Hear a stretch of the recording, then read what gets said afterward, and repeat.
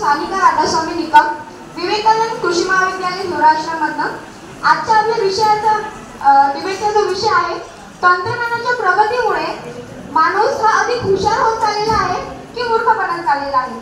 तर यावर मी माझी सकारात्मक बाजू आज तुमच्यासमोर मांडते. जर आपण कृषीचा विचार केला तर तंत्रज्ञानाच्या प्रगतीमुळे आपण प्रिसिजन फार्मिंग करायला शिकलो आहोत. ज्या प्रिसिजन फार्मिंगमुळे आज आपला शेतकरी हा सोप्या पद्धतीने शेती करू लागला आहे. प्रिसिजन फार्मिंगमुळे क्रॉप मॅनेजमेंट आणि यील्डवर आपल्याला चांगला प्रभाव दिसून येतो. एवढंच नव्हे तर फर्टिलायझर्स, इन्सेक्टिसाइड्स आणि पेस्टिसाइड्स याची आपण बचतही करू शकतो. म्हणजे प्रिसिजन फार्मिंगमुळे आपल्याला माहित होतं की नेमकं कुठल्या जागेवर, कुठल्या एरियावर आपल्या इन्सेक्टचा, पेस्टचा हा अटॅक झालेला आहे माहित होतं.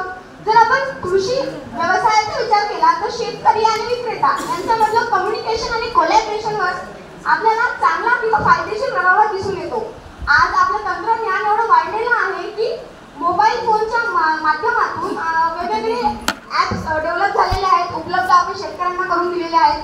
तर त्याच्या मदतीने आज आपला कास्तकार हा निसंकोचपणे शेती करत आहे.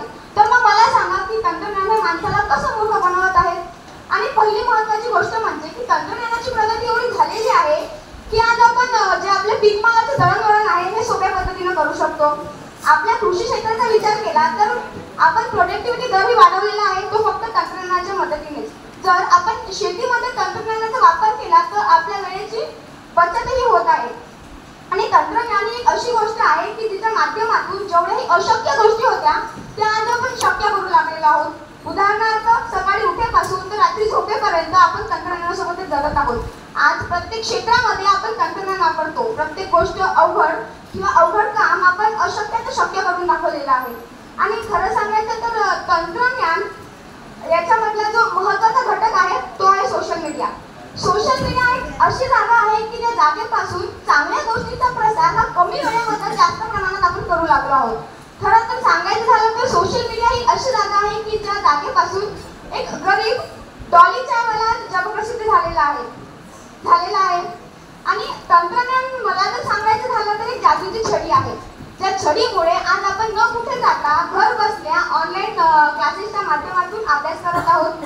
याच ऑनलाईन क्लासेसच्या बळावर आज दिव्यातवर हे IPS अधिकारी झालेले आहेत.